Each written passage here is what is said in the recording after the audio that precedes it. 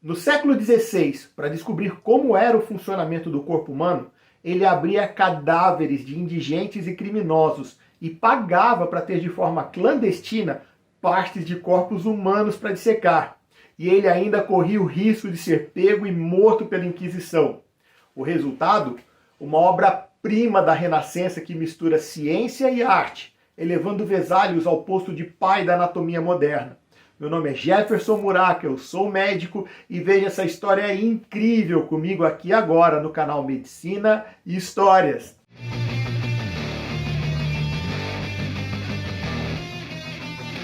Seja muito bem-vindo a mais um episódio do nosso canal. Se você ainda não é inscrito, por favor, se inscreva no nosso canal, porque aqui nós trazemos um conteúdo de qualidade que é único no Brasil. Não existe até agora um canal que traz histórias da medicina de forma clara, com leveza e bom humor, para que qualquer pessoa que não esteja familiarizada com a ciência médica possa entender aquilo que a gente traz no canal. Por enquanto, nós ainda somos um canal pequeno, mas queremos ser o maior canal de entretenimento médico do Brasil.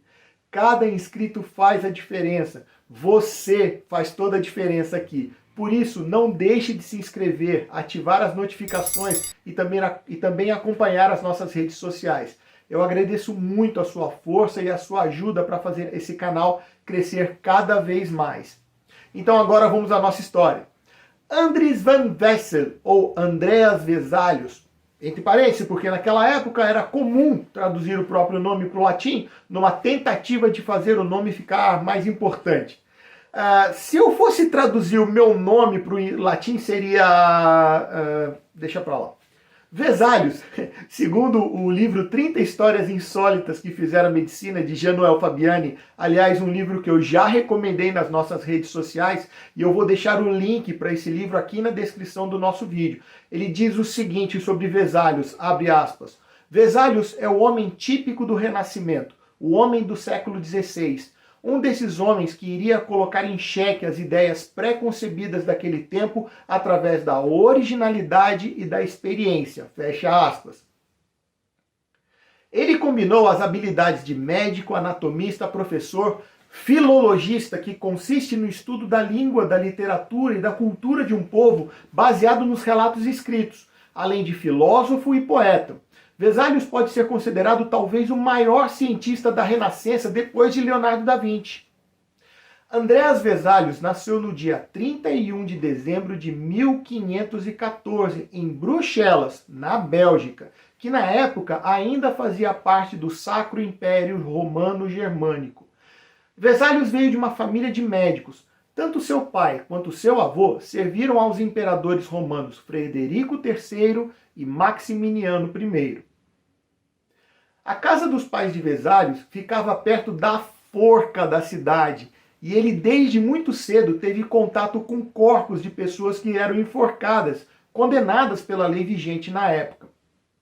Vesalius então decidiu estudar medicina em Paris, na França, e depois em Louvain, na própria Bélgica. Quando Vesalius se mudou para Paris, adivinha onde é que ele foi morar? Sim, próximo à forca de Montfaucon. Vai vendo. Nessa época, Vesalius estava bastante decepcionado com os estudos, principalmente com os escritos de Galeno e Aristóteles. Vamos fazer uma pausa aqui para explicar para você direitinho o contexto que Vesalius estava inserido. Antes de Vesalius, Galeno ou Cláudio Galenos era considerado a maior referência de anatomia e medicina dos últimos 1300 anos. Além disso, a igreja proibia a dissecção de seres humanos e só permitia a dissecação de animais. E as observações de Galeno eram baseadas nessas observações da anatomia dos animais e no equilíbrio entre os 4 humores. Eu ainda faço um vídeo sobre Galeno. A dissecação de corpos humanos só foi permitida a partir do pontificado do Papa Sisto IV e após confirmado por Clemente VII.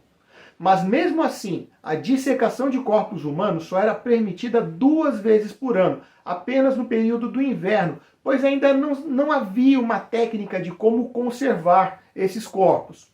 Some-se a isso o fato de que a demonstração de dissecção era feita por um barbeiro. Sim, um barbeiro que seguia estritamente as orientações escritas por Galeno.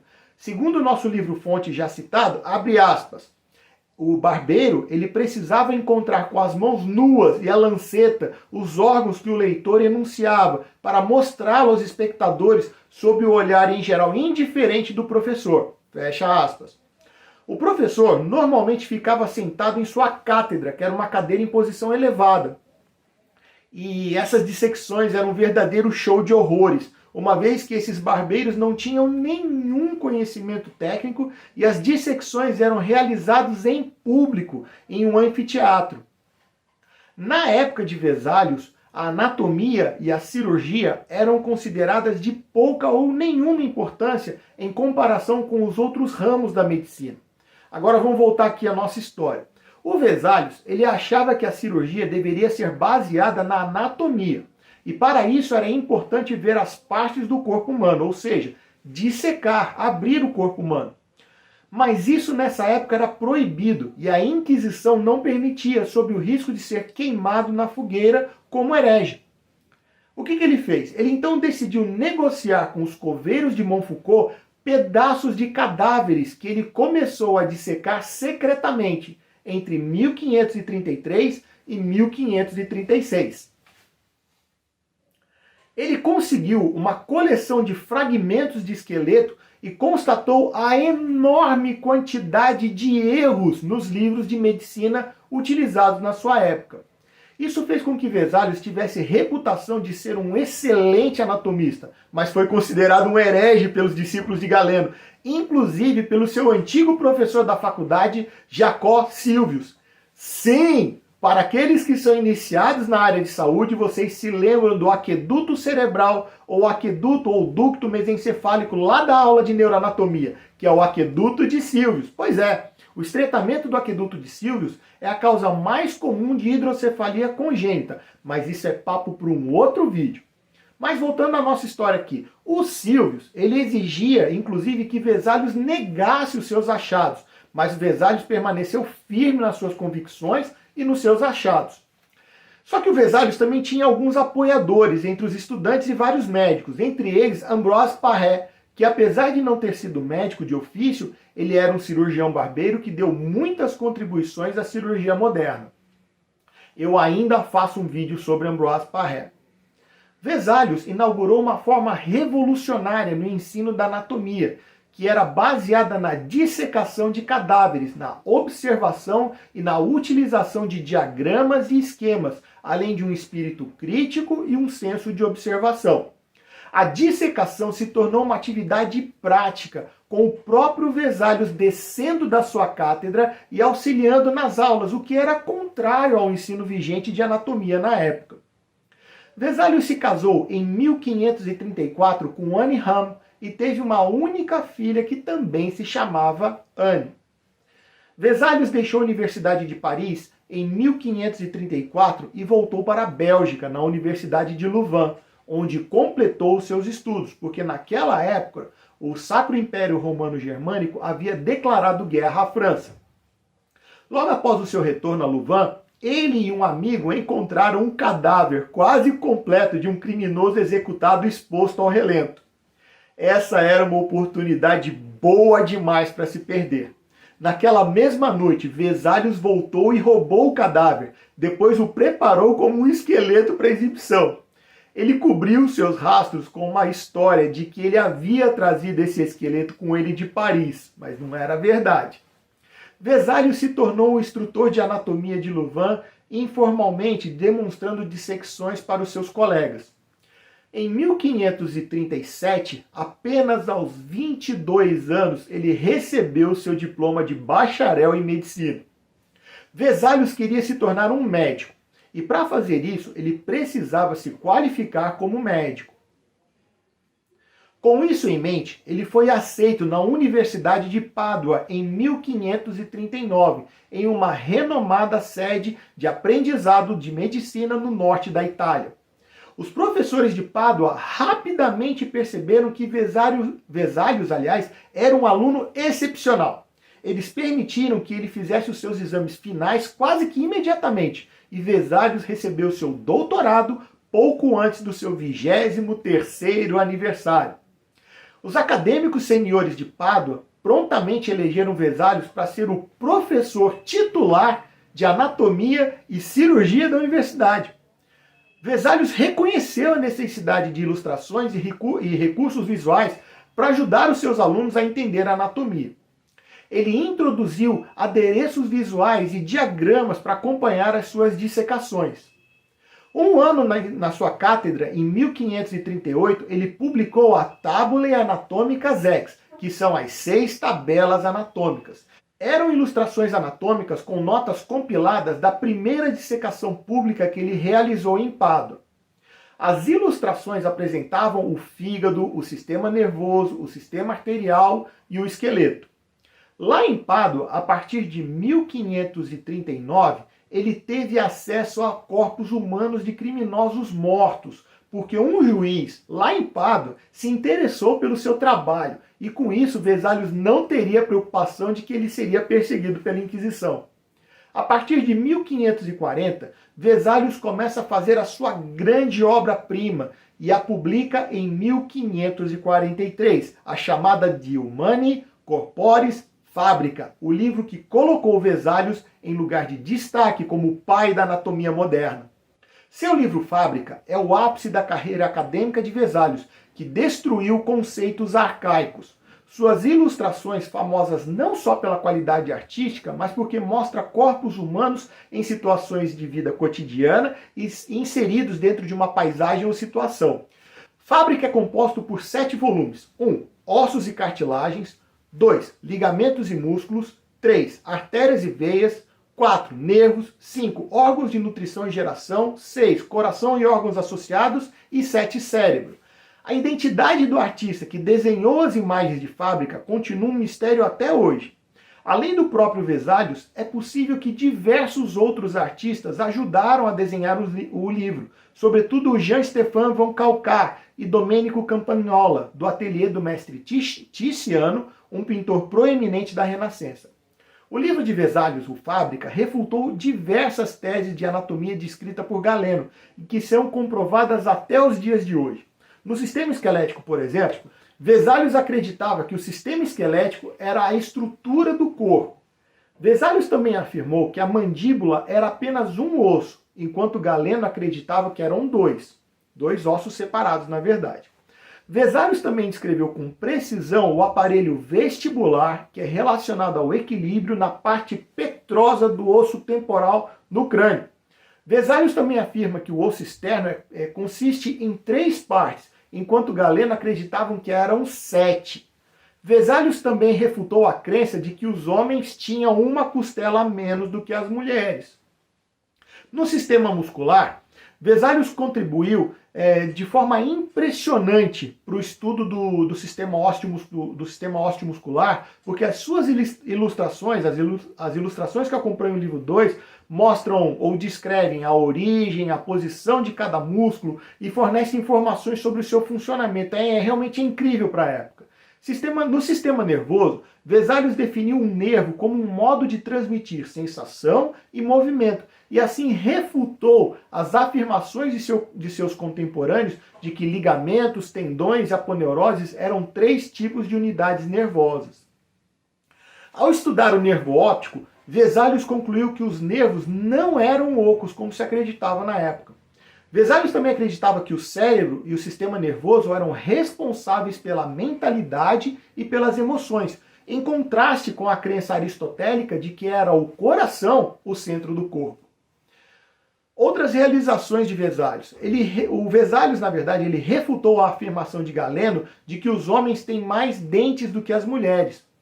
Vesalius também era um defensor das dissecções paralelas, quando o corpo de um animal era comparado com um cadáver humano e eles eram dissecados de forma simultânea para demonstrar as diferenças anatômicas e assim corrigir os erros de Galeno. Devido ao seu impressionante estudo do crânio humano e as variações em suas características, Vesalius teria sido responsável pelo lançamento do estudo da antropologia física, ou comparativa. Mas, apesar do brilhantismo dessa obra, ela foi muito mal recebida, sobretudo pelos seguidores da medicina de Galeno, que não faziam questão do estudo da anatomia, e além de religiosos que estavam indignados pela excessiva exploração de material anatômico, leia-se ou entenda-se, cadáveres humanos. Isso tudo fez com que Vesalius queimasse ou destruísse manuscritos de outros trabalhos que ele vinha preparando. Vesalius dedicou a sua obra ao imperador Charles V e o presenteou o imperador com uma cópia especial em pergaminho. Isso chamou muito a atenção do imperador e Vesalius acabou tornando-se a quinta geração da mesma família a ser médico da corte do Império Romano Germânico.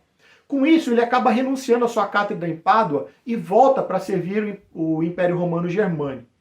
Vesalius acabou servindo no exército imperial, no campo de batalha mesmo, como cirurgião. Lembre-se de que naquela época, médico e cirurgião eram duas profissões completamente distintas. Devido aos seus conhecimentos em anatomia, ele se tornou um proeminente médico e um proeminente cirurgião. E após o fim da guerra, ele recebia várias cartas de médicos de toda a Europa que gostariam da sua opinião, da opinião de Vesalius, na verdade, sobre os mais diversos casos. O império então mudou de imperador, com Charles V passando o bastão para o seu filho Felipe II, que por sua vez decidiu ir morar na Espanha. Vesalius acompanhou Felipe para morar em Madrid, mas ele não aproveitou muito bem a vida por lá. Por quê? Os médicos espanhóis contavam com o movimento dos planetas para ajudar a curar doenças. A dissecação de corpos humanos era terminantemente proibida. Tudo parecia um pouco atrasado e antiquado. Além disso, Felipe preferia os tratamentos médicos tradicionais aos modernos e científicos de Vesalius. Era claro para ele que Vesalius jamais seria o médico-chefe da equipe de Felipe II. Em 1564, Vesalius deixou a Espanha em peregrinação até Jerusalém. Isso, na verdade, pode ter sido um subterfúgio, permitindo que Vesalius deixasse a corte de Filipe na Espanha sem impedimentos e em preparação para o seu retorno a Pádua, na Itália. Várias fontes persistem com a alegação de que Vesalius foi ordenado por Filipe II a fazer uma peregrinação a Jerusalém como um ato de arrependimento. O imperador teria supostamente emitido esse decreto depois que a família de um nobre denunciou Vesalius à Inquisição espanhola por ter dissecado um nobre enquanto seu coração ainda batia. Todas essas alegações se baseiam em uma única fonte, uma única carta supostamente escrita em 1565 por Hubert Languet, um diplomata. O conteúdo dessa carta provavelmente foi fabricado mais de 50 anos após a morte de Vesalius. Não há registros primários de qualquer acusação contra Vesalius. Vesalius acabou chegando a Jerusalém, onde ele recebeu uma carta lá da Universidade de Pádua que convidava ele a voltar para a cadeira de anatomia e cirurgia após a morte de Gabriele Falópio. Sim, o da trompa de Falópio, esse mesmo, hoje chamado de tubo uterina. Mas a grande contribuição de Falópio, na verdade, foi a invenção do preservativo masculino em 1564. Mas voltando aqui ao nosso caso de Vesalius. Infelizmente, ele nunca mais voltaria para Pádua. A sua viagem de volta de Jerusalém foi marcada por muitas tempestades violentas. Quando seu navio, que estava voltando para Madrid, chegou à ilha grega de Zakynthos, Vesalius estava terrivelmente doente. Ele morreu poucos dias depois. Andreas Vesalius morreu aos 49 anos em 15 de outubro de 1564. Ele foi enterrado em Zakynthos. Eu quero agradecer muito por você ter assistido esse vídeo até o final.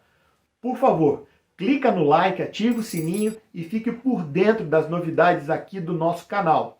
E esse canal é maravilhoso e só está crescendo. Comente aí se você gostou do vídeo, se tem alguma crítica, alguma sugestão e até mesmo algum tema para a gente abordar aqui em algum outro vídeo. Aqui no nosso canal a sua presença é muito importante.